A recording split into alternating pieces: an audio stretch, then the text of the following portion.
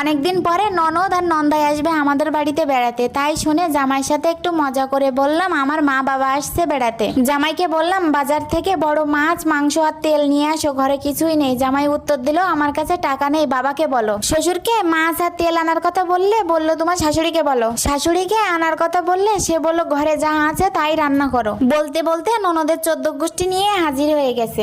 এইবার দেখ দজ্জাল বউ কারে বলে। ঘরে মাছের তেল আর মাছের কাঁটা ছিল তাই রান্না করে রেখেছি, এইবার যত খুশি খাওয়া।